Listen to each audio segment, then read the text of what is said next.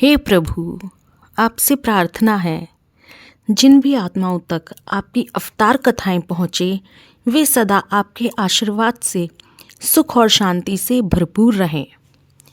यह सर्वविदित है कि समस्त प्राणी सुखापेक्षी हैं, केवल मानव ही सुख के लिए प्रयत्नशील हैं, सो बात नहीं। देवता, दानव आदि भी निज सुख के लिए सदा ही प्रयास करते रहते हैं। दुख की निवृत्ति के बिना सुख की उपलब्धि नहीं। सुख से शांति है, सुख और शांति का गठबंधन है। शांति की कामना वैदिक परंपरा की विशेषता है। सृष्टिकर्ता परमेश्वर ने जगत की सुचारू स्थिति के लिए धर्म की व्यवस्था की है। उस धर्म का ज्ञान वेदों से ही मिलता है। वेद परमेश्वर के निःश्वास रूप हैं।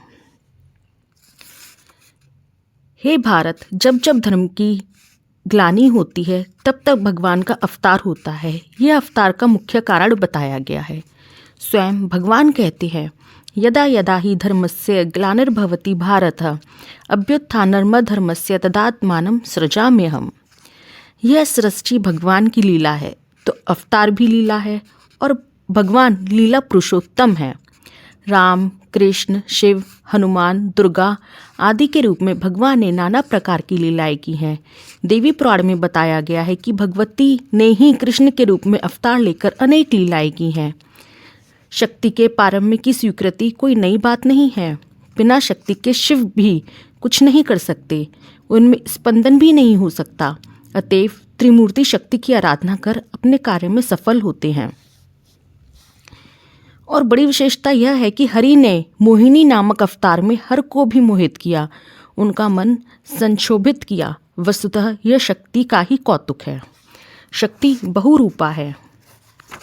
इसी प्रकार भगवान सदाशिव की लीला विलास की संपूर्ण ब्रह्मांडों में विराजमान है। लीला अभिनय के लिए प्रभु जब इस जगत की सृष्टि करते हैं तो अंतर्यामी रूप से स्वयं भी इसमें प्रविष्ट हो जाते हैं, व्याप्त हो जाते हैं, और जब आवश्यकता समझते हैं तो स्वयं भी व्यक्त रूप से प्रकट हो जाते हैं। वेदों में भगवान शिव की महिमा और उनकी करुणा का विशेष गान हुआ है। रुद्र, शिव, मृण, भव आदि ये सभी उन्हीं के नाम हैं। उनका घोर तथा अघोर दो रूपों में विशेष वर्णन आया है। भगवान शिव की संहार लीला की मूर्ति घोर एवं रक्षण तथा पालन पोषण की मूर्ति अघोर कहलाती है। वेदों में जहाँ एक रुद्र की चर्चा है, वही असंख्यता रुद्र पद से अनंतानंत रुद्रों का निर्वचन किया गया है। एकादश रुद्र तो प्रसिद्ध है ही। ऐसे ही भगवान शिव सृष्टि के मूल तत्व लिंग के रूपों में प्रकट होते हैं और पूजित होते हैं। द्वादश ज्योतिर्लिंग, बाणलिंग, स्वयंभूलिंग आदि भगवान के लिंग रूप में प्राकट्य के द्योतक हैं। ऐसे ही अष्टमूर्तियों के रूप में भी उनकी उपासना होती है।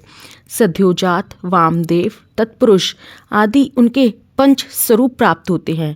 पुराणों में तो भक्तों के कल्याण के लिए भगवान शिव के विभिन्न रूपों के अवतरण का वर्णन प्राप्त होता है।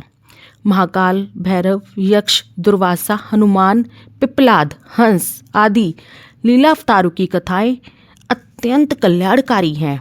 उनका अर्धनारीश्वर तथा हरिहर के रूप में अवतरण विश्व को शिक्षा देने के लिए ही हुआ। ऐसे ही प्रणव के रूप में उनका ही अवतरण होता है। मृत्युंजय, दक्षिणामूर्ति, नटराज, भिक्षुक, महाकाल, पंचमुख, नीलकंठ, पशुपति, त्रयंबक तथा योगेश्वरावतार आदि अनेक नाम रूपों में प्रकट होकर भगवान ने विविध लीलाएं की हैं, जो भक्तों के लिए अतीव मंगलदायिनी है। तो हमने यहाँ कुछ भगवान सदाशिव के बारे में समझा, उनके अवतारों को समझा। कल हम महादेव का नंदीश्वरा अवतार की चर्चा करेंगे। तब तक के लिए जय श्री राधे।